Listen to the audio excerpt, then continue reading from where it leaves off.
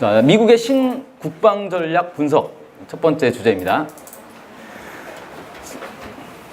1월 19일에 미국의 매티스 국방장관이 신국방 전략이라는 걸 발표를 했는데 사실 언론에 그렇게 많이 나오진 않았어요. 이게 지난달에 트럼프가 국가 안보 전략을 발표했잖아요. 거기서 사실 대동소이한 내용이었기 때문에 뭐 그렇게 크게 주목받지는 않았던 것 같고, 어쨌든 원래 이제 국가 안보 전략이 큰 틀에서 국가 정책을 세우는 거고, 여기에 기반해서 국방 전략부터 시작해서 다양한 전략들이 나오는 거죠. 그래서 흐름은 뭐 동일한 흐름이다, 이렇게 보시면 될 것 같습니다. 자, 어쨌든 2014년 이후에 이제 처음으로 국방 전략 보고서가 제출됐다고 하고요. 국방 전략 보고서 같은 경우는 이제 국방과 관련된 내용이다 보니까 기밀로 분류가 되죠. 그래서 전체 내용이 공개된 건 아니고 요약본만 11페이지에 달하는 요약본만 공개됐다고 합니다. 자, 내용을 보면요. 먼저 우리가 이제 가장 관심 있는 건 한반도 문제에 대해서 어떻게 보고 있는가, 이게 가장 궁금하죠. 북한과 이란을 불량 국가라고 지목을 했어요. 이건 지난달에 그 국가 안보 전략에서도 뭐 동일하게 지적을 했던 부분이죠. 그래서 사실은 내용에서 별 차이는 없습니다. 북한은 핵, 생화학, 재래식, 비재래식 무기들의 조합과 탄도미사일 역량 향상을 통해 한미일의 강압적 영향력을 행사하는 방식으로 체제 생존과 지렛대를 확보하려 하고 있다. 뭐 맨날 하는 소리죠. 전구에서의 미사일 위협 및 북한의 탄도미사일 위협에 대한 다층적 방어와 방해 역량 확보에 미사일 방어 투자에 초점을 맞추겠다. 이거 번역을 누가 했는지 모르겠는데 좀 발로 한 것 같아요. 약간 좀 어색하죠. 그러니까 쉽게 말해서 MD를 열심히 개발하겠다, 이 소리예요. 전구라는 거는 이제 그 전쟁이 일하는 구역을 좀 크게 보는 거예요. 뭐 예를 들어 동북아 지역, 뭐 동북아 전구, 뭐 이런 식으로 표현할 수가 있는 건데, 이런데 이제 북한이 미사일을 쏘면 우리가 다 막아내야 되기 때문에 MD를 열심히 개발하겠다, 그 소리를 한 겁니다. 그러니까 북한에 대해서는 뭐예요? 북한은 불량 국가인데 MD를 열심히 개발해서 북한이 우리를 괴롭히면 잘 막아내겠습니다, 이 얘기예요. 원래는 어떻게 해야 돼요? 학교 선생님이 있는데 자기 반에 불량 학생이 있어요. 어떻게 해야 돼요? 잘 계도를 해야 될 거 아니에요. 응징을 하든지. 그래서 이 착한 학생으로 만들어내야 되는 거죠. 근데 원래는 미국이 자기가 세계 경찰이라고 하면서 전 세계 불량 국가든 자기가 손 봐주겠다, 이렇게 떠들고 다니던 나라 아니에요. 근데 불량 학생이 있는데 내가 불량 학생한테 안 맞으면 돼, 이 소리를 하고 있는 거죠. 그렇게 되고 있다라는 거고, 사실 이번 국방 전략에서 좀 주력한 거는 북한 문제가 아니고 중국, 러시아 얘기를 많이 하고 있었어요. 특히 이제 중국 얘기를 많이 했죠. 그래서 중국에 대해서는 남중국해 지형을 군사화하면서 이웃 국가들을 협박하기 위해 약탈적 경제를 사용하는 전략적 경쟁자다, 이렇게 얘기했어요. 자, 그러니까 뭡니까? 전략적 경쟁자라는 건 자기랑 경쟁하는 나라인데 전략적으로, 그러니까 그냥 뭐 그 하찮은 그런 경쟁자가 아니라 아주 자기와 맞먹는 그런 중요한 경쟁자고, 장기적으로 계속 경쟁을 해야 되는 그런 대상이다라는 거예요. 뭘 가지고 경쟁하느냐? 이웃 국가들을 협박하고 약탈적 경제를 사용하는 데서 서로 경쟁하겠다는 거예요. 누가 더 약탈을 잘하나? 해석이 이상하게 되죠. 웃기는 건데, 아무튼 자기가 하고 있는 거를 중국이 하고 있으니까 기분 나쁘다, 뭐 이런 뜻인 것 같아요. 자, 그다음에 이제 남중국해는 뭐 다들 아실 거예요. 한 10여 년 전부터 계속 거의 분쟁 지역이 되고 있죠. 센카쿠 열동 이쪽으로 해가지고.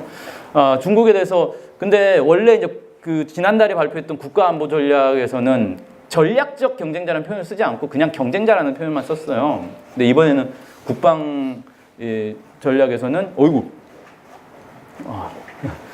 전략적이라는 표현을 이제 썼더라고요. 그래서 그때 한 달 전에는 전략적이라는 표현을 쓰냐 마느냐를 가지고 논란이 좀 있었고 빼는 걸로 했었는데 한 달 만에 다시 바꾼 것 같습니다. 전략적 경쟁자로 이제 인정을 하겠다, 이런 거죠. 자, 그 다음에 이제 보면은 원래 이제 미국이 큰 틀에서 보면 항상 미국에 적이 있었단 말이에요. 그게 이제 냉전 시대에는 소련이었죠. 소련이 무너지고 나니까 적이 없어졌어요. 그래서 미국이 한참 좀 방황을 했죠. 이제 누구랑 싸우지? 방황을 하다가 찾아낸 게 테러였어요, 테러. 테러와의 전쟁을 선포를 했죠. 그게 몇 년도입니까? 2001년, 2002년 뭐 이쯤에서 이제 테러와의 전쟁을 선포를 했는데, 그 전부터 사실은 이제 준비를 하고 있었겠죠. 그러다가 이번에 크게 이제 바뀐 거예요. 테러리즘이 아니라 열강과의 경쟁이 미국 국가안보의 최우선 초점이다. 그래서 국방의 우선순위가 테러와의 전쟁에서 열강, 여기서 말하는 열강이라는 건 러시아, 중국을 얘기하는 거예요. 중국, 러시아와의 대결로 이제 국방 전략을 전면적으로 바꾸겠다 이 얘기를 하고 있는 겁니다. 그래서 15에서 20년 만에 국방의 우선순위가 변경됐다 이렇게 이제 미국 언론들이 평가를 하고 있더라고요. 이런 얘기도 하죠. 우리 군은 여전히 강하지만 육해공, 우주, 사이버 공간 등 전쟁의 모든 영역에서 경쟁 우위가 약화해 왔다. 즉 자기가 원래 탑이었는데 완전히 탑이었는데 지금은 비등비등해졌다는 거예요. 누구랑 열강들이랑 비등비등해졌다는 거죠. 그래서 그 원래 애초에는 이제 냉전 시절에는 소련만 무너뜨리면 이제 자기가 대장이 될 거라고 생각했고, 근데 사실은 자기가 대장이 되느냐 안 되느냐가 중요한 게 아니라 미국이란 나라는 끊임없이 적을 만들고 그 적을 대상으로 해서 이 군사력을 강화해서 그걸로 경제를 활성화시키는 그런 나라잖아요. 그러니까 적이 있어야 되는 거예요. 없는 적도 만들어내자. 그래서 소련이 망한 다음에 만들어낸 게 이제 테러였죠. 그래서 테러와의 전쟁을 선포하고 그 뒤로 뭐 다양한 나라들을 적으로 막 만들어 왔어요. 뭐 북한, 이란, 뭐 몇 개 나라, 이라크 뭐 나라 꼽아가지고 뭐 악의 축이라고 했다가 불량 정권이라 했다가 계속 이제 지목을 하면서 자기 적을 계속 만들어 왔던 거죠. 그러다가 이번에 이제 크게 다시 중국과 러시아를 자신들의 이제 주적으로 이렇게 선포를 한 그런 거다. 이렇게 좀 볼 수가 있겠네요.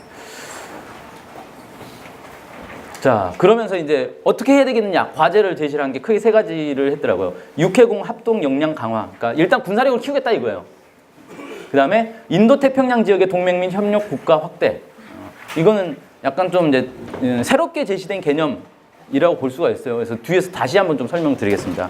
그 다음에 북대서양 조약기구 동맹 강화. 나토 얘기하는 거죠. 나토를 강화하겠다는 건데 이건 약간 의외였죠. 왜냐하면 지난달에 있었던 국가안보 전략에서는 나토를 완전히 무시했단 말이에요.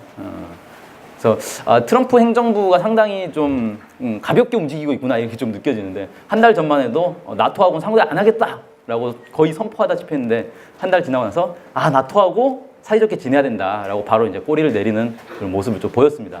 자, 어쨌든 이걸 통해서 중국과 러시아와 장기적이고 전략적인 경쟁을 하겠다라고 선언을 했어요. 그래서 앞으로 미국의 기본 전략은 중국, 러시아와 이 군사 경쟁을 하는 그런 시스템으로 가지 않겠냐, 뭐 이렇게 좀 보여지는데, 자, 어쨌든 분석을 해보자면 지난달에 이제 트럼프가 발표했던 국가안보 전략의 이제 연장선에서 국방 전략이 나왔다 이렇게 좀 볼 수가 있겠고, 일단 북한에 대해서는 대책이 없다라는 걸 인정을 했다는 거예요.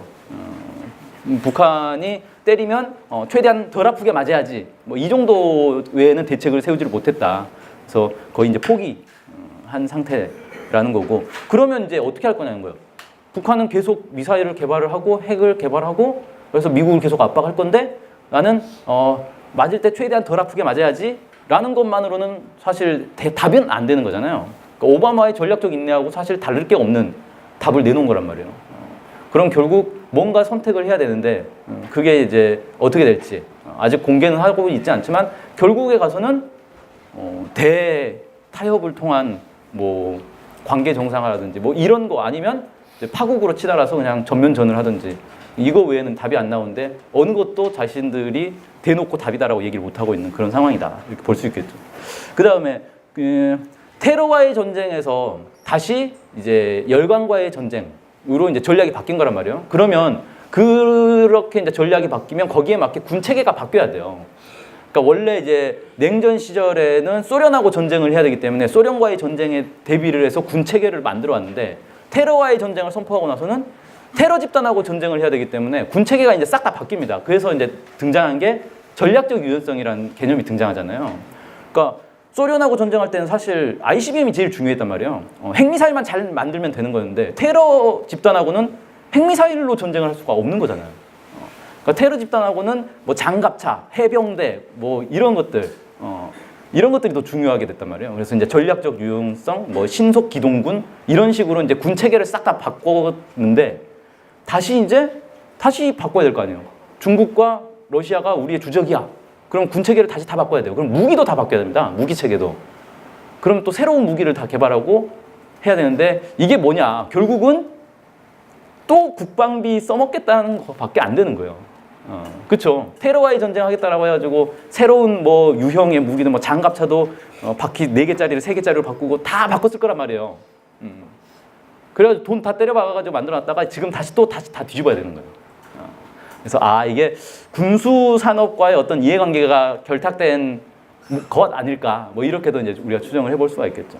자, 어쨌든 이걸 통해서 이제 쭉 보면 미국이 당장 이제 한반도에 대해서는 거의 이제 손을 놓다시피 하고 멀리 중국, 러시아와 어떻게 경쟁할 것인가. 사실상 자신들이 이제 이류 국가가 됐다라는 걸 인정하는 거죠. 인류 국가라면 자기가 원탑으로 있는 거고 나머지 애들을 어떻게 관리할까를 고민해야 되는데 이제 나머지 애들과 어떻게 경쟁할까를 고민하고 있는 거라서 그렇게 됐다라는 거고요. 최근에 재밌는 기사가 하나 떴더라고요. 워싱턴 포스트에 이제 나온 기사였는데 원래 이제 그 문재인 대통령이 한반도 운전자론을 딱 제시를 했잖아요. 내가 운전을 하겠다. 그래서 트럼프로부터 운전대를 건너받았다는 거예요. 그래서 자기가 한반도 문제에서는 운전을 하겠다라고 했는데 결과적으로 어떻게 됐냐 지금 북한이 운전석에 앉았더라는 거예요. 그리고 결국 이 한국은 운전석이 아니라 운전석 옆에 조수석에 앉게 됐고 트럼프는 뒷좌석에 앉게 됐다. 원래 뒷좌석이 제일 상석 아니에요, 근데? 좀 기분이 나쁜데? 근데 이제 어쨌든 이제 트럼프가 뒷자리에서 막 뭐라 소리를 질러도 결국은 이 차는 어디로 가느냐? 북한이 원하는 대로 간다는 거예요. 그렇게 지금 한반도의 상황이 이렇게 굴러가고 있다라는 게 지금 이제 미국의 일각의 시각이구나, 이런 좀 알 수가 있겠고, 사실 작년부터 해서 이 얘기는 계속 나오고 있었어요. 한반도 문제에서 이 결정권자가 어디 있느냐. 결정은 결국 북한에 달려있다. 북한이 어떤 선택을 하냐에 따라서 한반도 정세는 어디로 갈지가 다 결정돼 버린다라는 건 작년부터 해서 계속 나오던 얘기였습니다. 그래서 이게 뭐 상당히 공감을 받고 있는 그런 이제 주장이라 이렇게 볼 수가 있겠죠. 자, 여기까지 하고 그 다음에 이제 아까 잠깐 언급했었는데 이 인도 태평양 구상이라는 게 뭔지에 대해서만 잠깐 좀 언급을 할게요. 최근에 이제 미국 내에서 새로운 이제 국제 전략으로 제시되고 있는 거라서 알아두면 뭐 도움 될 것 같아요. 원래 오바마가 2012년에 발표했던 게 오바마 독트린이라고 해서 아시아 태평양 중시 전략이잖아요. 아시아 태평양으로 가겠다라는 건데 이 아시아 태평양이 어느 사이에 인도 태평양으로 바뀌었어요. 그럼 인도도 아시아에 있는데 뭐 달라질 게 뭐 있냐라는 건데 그게 아니고 아시아 태평양이라는 게 아시아 전체, 태평양 전체를 얘기하는 게 아니에요. 원래 아시아 태평양이라는 건 아시아와 태평양이 만나는 이 지역, 여기를 말하는 겁니다. 그래서 일본, 북한, 중국, 여기 동남아, 여기 오세아니아, 이쪽 이 나라들을 이제 얘기하는 건데 이 아시아 태평양을 기본으로 이제 미국이 두고 전략을 이제 펼치겠다라는 것에서 이게 이제 90년대 후반부터 쭉 나오던 얘기인데 인도를 중요하게 봐야 된다 라는 얘기가 나오고 있어요. 그래서 미국, 일본, 인도, 호주를 잇는 이걸 이제 다이아몬드라 그러는데 이 다이아몬드 형태의 포위망을 형성을 하자라는 게 이제 90년대 후반부터 미국 내에서 이제 슬슬 나오던 그런 이제 구상입니다. 그러면 이제 어떻게 되냐면 중국은 이 포위망을 벗어나서 인도를 거쳐서 이 유럽으로 가기 위한 이게 이제 1대1로의 해상 경로죠. 육상 경로도 있어요. 그거 보면 이 육상 경로와 해상 경로를 합쳐보면은 결국 인도를 포위하고 있는 거예요. 그러니까 중국도 인도를 포위하고 있고 미국은 인도를 활용해서 중국을 포위하려고 하고 있고 이걸 이제 흔히 이제 지정학적으로는 바둑에 많이 비유를 해요. 그러니까 흑이 백을 포위를 하면 백이 그걸 더 큰 틀에서 포위를 하고 그러면 다시 흑이 그걸 더 큰 틀로 포위를 하고 서로 이렇게 포위와 포위를 역포위를 하는 그런 형국으로 지금 가고 있다라는 거죠. 어쨌든 이런 구상이 지금 나오고 있다라는 거예요. 왜 이런 구상이 나오게 되냐면 이게 이제 아시아 태평양 개념이 이제 확장판이다 뭐 이렇게 이해할 수가 있겠고 이걸 주되게 얘기했던 건 사실 미국이 아니라 일본이었어요. 일본이 딱 분위기를 보니까 이대로는 자기들이 아시아에서 버틸 수가 없겠다라고 좀 판단이 있었겠죠. 그래서 미국에게 계속 얘기했던 게 야 너네 아시아 태평양이 아니라 인도를 끌어들여야 된다 라는 걸 계속 요구를 했고 그게 이제 미국에 한 10여 년 동안 일본이 계속 주기장창 얘기를 하니까 이제 그게 미국에서 먹혀든 거예요. 그래서 인도를 좀 중요하게 봐야 되겠다. 근데 인도라는 나라가 우리가 사실 잘 모르잖아요. 인도? 잘 모르는데 저도 최근에 알았어요. 4년 뒤에 인구가 중국을 제친다고 하더라고요. 인도가. 와, 좀 대단하죠? 4년 후면은 인도가 지금 세계 1위가 되는 거예요. 인구수로. 그럼 현재 1위가 이제 중국인데 중국과 인도는 전통적으로 사이가 안 좋죠. 그래서 국경 분쟁도 많이 하고 그랬잖아요. 그러니까 중국 입장에서는 인도 중국이란 나라가 아시다시피 좀 대국주의가 있잖아요. 중화주의. 우리가 대장이야 이런 생각이 있어요. 근데 실제로는 현실에서는 대장은 아니잖아요. 대장을 하고 싶은 거예요. 근데 중국이 위로는 옛날에 이제 소련, 지금 러시아죠. 구소련이 있었고 밑으로는 동남아와 인도가 있었단 말이에요. 근데 여기가 다 사이가 안 좋아요. 베트남하고도 전쟁했고, 인도하고도 전쟁하고, 소련하고도 전쟁했고. 그러니까 중국 입장에서는 사방팔방에서 자기들을 공격하는 애들이 있는 거죠. 포위를 당하고 있는 거죠. 그리고 이제 인도 같은 경우, 인도나 다른 주변국들은 중국이 중화주의를 통해 가지고 자꾸 확장을 하려고 하니까 거기에 이제 견제를 하기 위해서 싸우는 거고 서로 입장이 다른 거예요. 그렇게 이제 인도와 중국이 전통적으로 계속 갈등을 해온 그런 상황이었는데 어쨌든 이제 아까 얘기한 것처럼 중국은 인도를 포위해서 자기들의 이제 활로를 찾으려고 하는 거고 미국과 일본은 인도를 포섭해가지고 중국을 포위를 하자 이런 이제 고민을 하고 있는 거죠. 근데 이게 잘 생각해 보면 원래 중국을 포위하는 작전은 뭐였냐? 미국의 고민은 뭐였냐면 중동과 한반도를 딱 틀어지면 중국, 소련, 그러니까 중국, 러시아를 포위할 수 있다라는 구상이었단 말이에요. 그게 전통적인 미국의 전략 구상이죠. 근데 이게 이제 바뀌고 있는 거죠. 한반도 안 될 것 같아. 중동도 안 돼. 그러니까 야 여기는 더 이상 우리의 이제 안전된 기지가 아니다. 이런 이제 고민이 생겼고 그러면 어디를 안정된 기지로 할 거냐라고 했을 때 새롭게 이제 인도가 보이는 거죠. 그래서 인도를 기점으로 해서 중국을 어떻게 견제를 해볼 그런 고민을 다시 하게 되는 그런 상황 아닌가. 근데 결국은 이게 뭐냐? 냉전의 부활로 간다는 거예요. 서로 치고받고 싸우는 중국, 러시아와 미국, 일본, 인도를 이제 포섭해가지고 인도까지 끌어들여서 결국은 신냉전으로 다시 가려는 그런 이제 구상이다라고 해서 이번에 이제 트럼프가 집권하면서 이 인도 태평양 구상에 대해서 계속 얘기를 하고 있어요. 그러니까 오바마는 아시아 태평양만 얘기하고 다녔고 트럼프는 집권하자마자 계속 세계를 돌아다니면서 인도 태평양 구상에 대해서 얘기를 하고 있어요. 한국에 와가지고도 한일 정상회담하고 인도 태평양 구상에서 전략에서 가장 핵심이 한미 동맹이다 이 얘기를 해가지고 국내에서 이제 논란이 됐죠. 청와대 내에서 엇박자가 나왔어요. 근데 결과적으로 이제 나온 건 문재인 정부는 인도 태평양 구상에 대해서 잘 모른다 라는 게 결론이었어요. 그러니까 외교부 쪽에서는 적극 동참하자라는 거고 청와대 이제 안보 라인 쪽에서는 저거 위험하다 뭐 이런 이제 거였는데 사실 우리 입장에서는 인도 태평양에 동참을 해버리면 중국을 버리는 거예요. 그럼 중국하고 적을 두자는 건데 매우 위험한 발상인 거죠, 사실은. 근데 어쨌든 이거를 트럼프가 이제 전 세계를 돌면서 계속 이제 저걸 얘기를 하고 다니는 그런 형국이다. 그래서 앞으로 좀 인도를 이제 어떻게 미국이 쟁취할 것인가 이게 이제 미국의 이 세계 전략에서는 좀 중요한 부분이 되지 않을까 이렇게 좀 보여집니다. 자, 장기적으로 한번 계속 지켜봐야 될 문제인 것 같아요. 그 다음에 마지막으로 오늘 주제하고는 좀 관계없는 건데 알아두면 좋을 것 같아서 며칠 전에 북한이 갑자기 건군절이라고 그러죠. 건군절 날짜를 바꿨어요. 그래가지고 이게 요즘 갑자기 이제 화제가 되고 있죠. 왜냐하면 건군절을 원래 4월 25일이었는데 2월 8일로 바꿨어요. 근데 2월 8일이 무슨 날이에요? 평창 올림픽 개막식 전날이죠. 그래가지고 그러면 평창 올림픽 개막식 전날에 지금 열병식을 하겠다는 거냐? 라고 해가지고 지금 뭐 조중동을 비롯해서 막 흥분을 하고 있는 그런 상황입니다. 근데 왜 이렇게 바꿨는지에 대해서는 사실 이제 구체적으로 막 배경 설명을 북한에서 발표하지는 않았어요. 그래서 잘은 모르는데 어쨌든 이렇게 발표를 했어요. 당 중앙위원회 정치국에서 결정을 했고 이 당 중앙위원회 정치국은 뭐냐면은 당 중앙위원회 이제 숫자가 꽤 되잖아요. 중앙위원회 전원회의를 매번 할 수는 없단 말이에요. 그래서 일상적으로 결정하는 기구예요.